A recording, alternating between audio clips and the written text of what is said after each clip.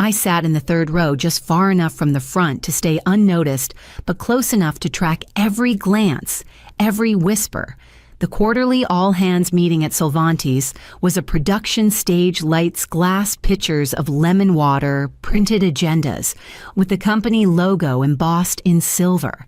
And of course, Carson Vale at the mic, my manager, the head of strategy, the man who'd been building his career on the scaffolding of my silence.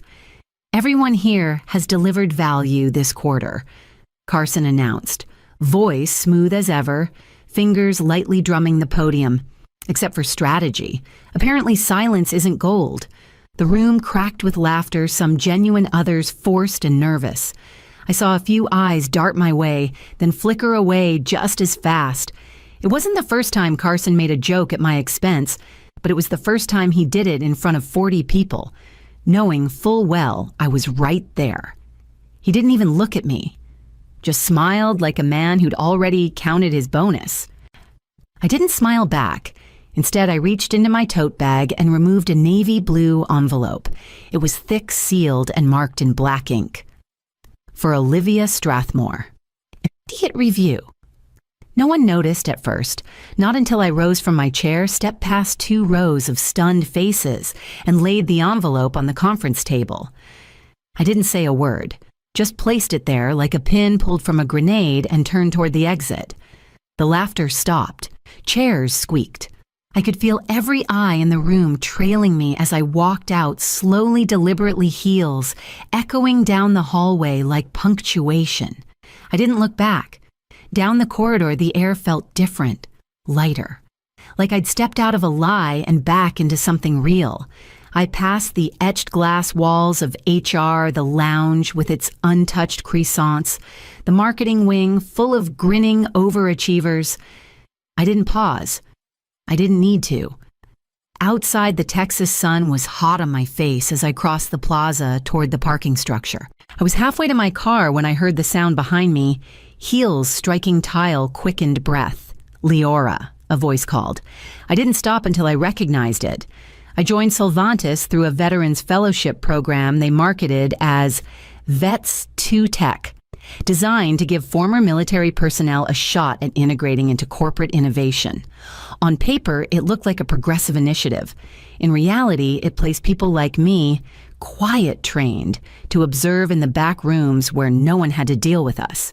They didn't know what to do with someone whose last job involved identifying security threats across foreign networks or building predictive models to prevent ambushes. I wasn't flashy. I didn't network. I didn't post on Slack threads about lunchtime yoga or participate in morale-building trivia nights. What I did do was listen, watch, compile. Map patterns that no one else noticed. They called me the quiet one in strategy. I let them. Carson Vale took a liking to me early on. He liked that I finished assignments ahead of deadline, that I summarized complex patterns in 5 bullet points, that I didn't compete for airtime during meetings. Visibility is performance, he'd say, with a grin leaning against my desk. Keep feeding me and your day will come. My day never came. Instead, Carson presented my quarterly growth frameworks as his. My regional analysis of competitor loss trends became the core of his adaptive forecast model, which got him shortlisted for an industry award. Even my linguistic tone map, something I built on a whim to track customer retention based on sentiment cues, was dressed up and delivered to the executive team under his name. I knew it was happening. I tracked it quietly even then. I didn't speak up, not out of fear, but because I was still calculating, still trying to understand how deeply this company rewarded surface over substance, how far performance theater could take someone like Carson, and how far silence could take someone like me. The worst part wasn't that he stole my work. It was that I let him, again and again, documenting it like an intelligence operation I hadn't decided to act on yet. Not until I had every piece in place. And the Oslo memo, that was the final piece. 2 months ago, buried in the metadata of an obscure RFP from a mid-tier logistics firm, I found a name that didn't belong. Sevra Group, a European consortium known for hostile client acquisitions masked as transitions. Most people wouldn't have noticed, but I'd seen this pattern before overseas. I knew what to look for. Over the next week, I followed breadcrumbs across proposal databases, procurement notes, and procurement back-end APIs. A slow, deliberate infiltration. Sevra Group was targeting 3 of Solvantis's legacy clients, Brithmore Energy Halix Pharmaceuticals and Orion Trust, each worth more than 30% of our Q2 projections. I didn't panic. I built. What emerged was a 42-slide brief I called the Oslo Memo, named for the location of Sevra Group's holding company. The memo included traceable vendor movement affiliate, shell firm registrations, and a timeline showing we had at most 6 weeks before decision-makers signed away. I sent it to Carson under a subject line he couldn't miss: urgent potential client poach. Immediate action required, no reply. No meeting, no follow-up. 2 days later, I found the printed copy torn in half in the recycling bin near Carson's office. That night I stayed late and initiated what I'd avoided for years, my own off-grid archive. A separate log air-gapped, encrypted tracking every warning I'd issued, every presentation Carson repackaged, as is every email where I was excluded but mentioned in the body as our analyst. I began recording my team huddles on audio-saving client call summaries, with timestamps and printing email threads showing my original ideas before they were rebranded. I wasn't sure what I was building, only that it needed to be built. Every ignored flag became a tile in a mosaic of calculated negligence. I never said a word. That was the part no one understood. When people like Carson ignore your voice long enough, they assume you have nothing to say. But the truth was, I'd been preparing to speak, just not to him. And the moment I realized what else had been happening behind those closed doors, I knew silence had done its job. For 6 months, I let the silence work in my favor. Every time a client sent an email thanking me for personally salvaging the Q4 rollout, I archived it.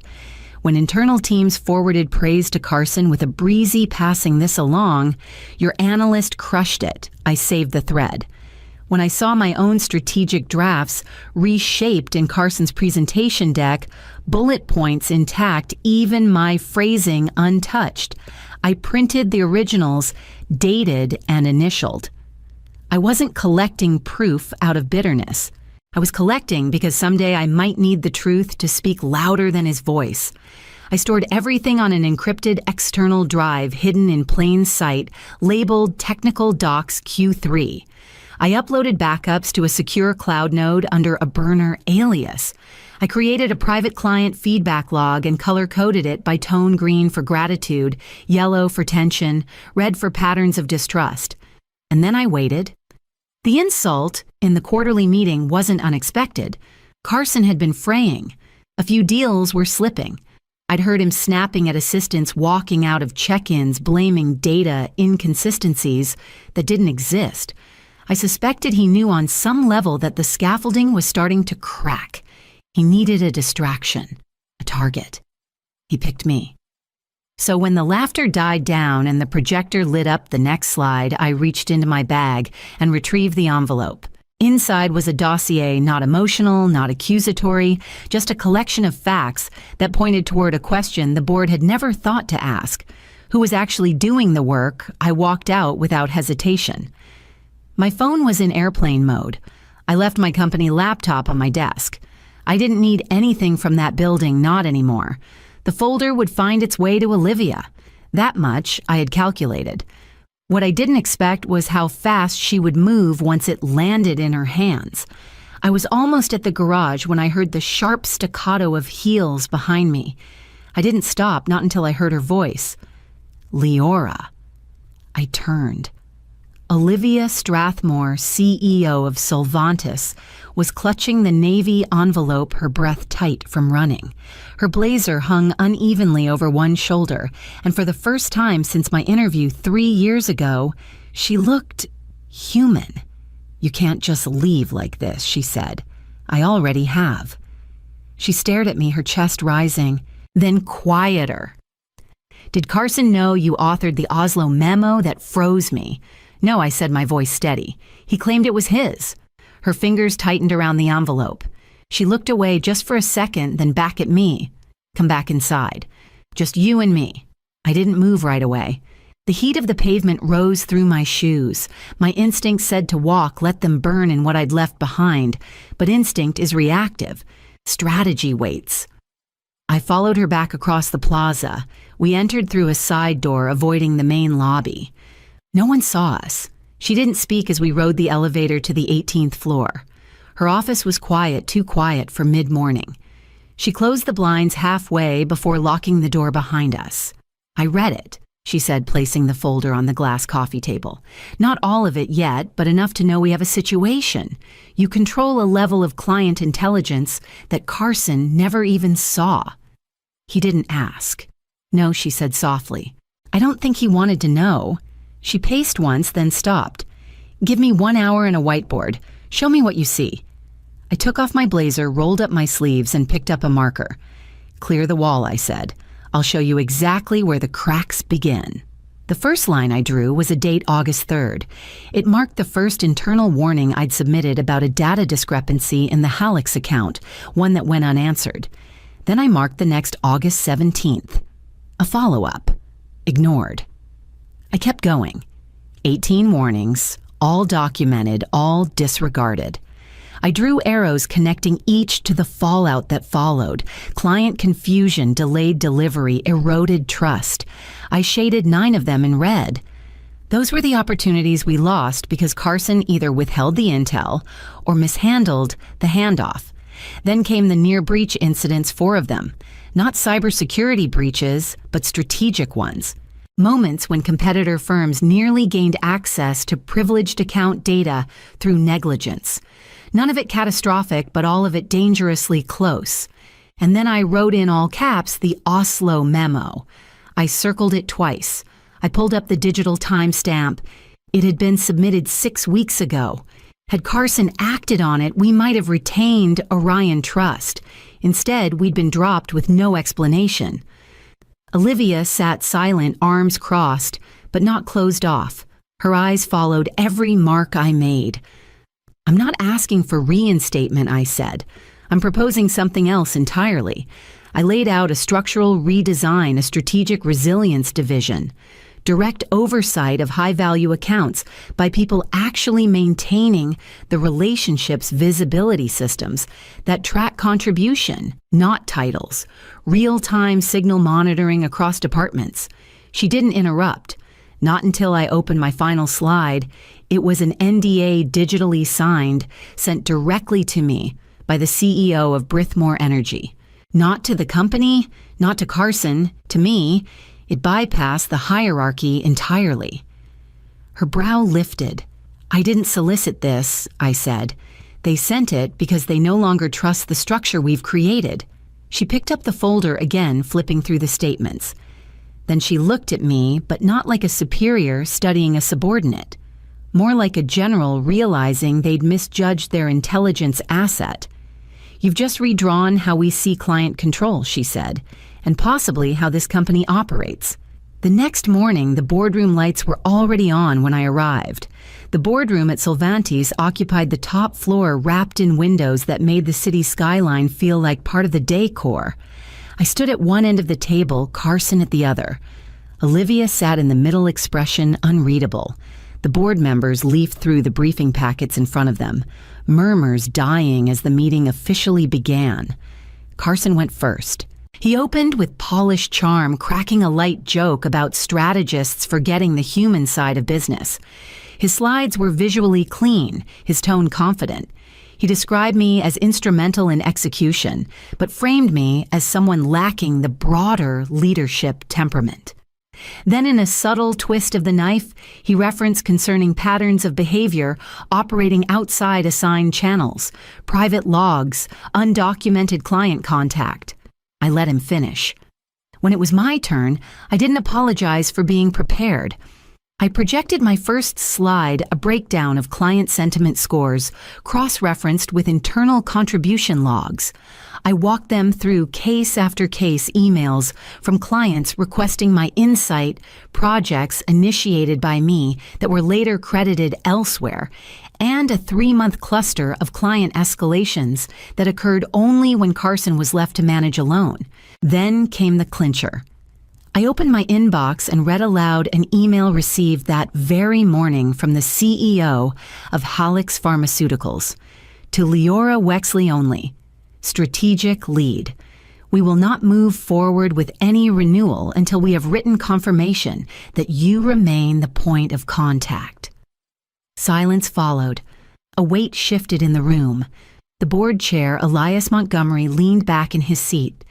Miss Wexley, your presentation suggests a level of client dependency that raises both concern and opportunity. Carson shifted his jaw tight, his fingers clasped just a little too tightly. I stepped back, folded my hands in front of me, and said nothing more. I didn't need to. When Olivia stood, her gaze swept the table like a gavel before she turned toward the others and began outlining what came next. The vote wasn't drawn out. No debates. No deferrals. One by one, each board member nodded as Olivia presented the motion implement the strategic resilience model effective immediately. They didn't use my name. They didn't need to. Everyone in that room knew whose model it was. I didn't smile. I didn't lean back in satisfaction. I stayed still even as Olivia looked directly at me and said, "You'll lead the new division, Director of Strategic Resilience, reporting to me." Then came the clause no one said aloud, but everyone heard in her tone. And Carson will be reassigned new business development only. No oversight of active accounts. He didn't flinch, but the silence around him did. A quiet severing of the illusion he'd spent years polishing. When Olivia asked if I accepted the offer, I said yes, but not without conditions. I want the right to build my team from the inside, I said. Not based on resumes or title history. I want to choose people whose work has been buried beneath someone else's signature. The ones no one sees, but everyone depends on. Olivia considered me for a moment, then nodded. Build your shadows.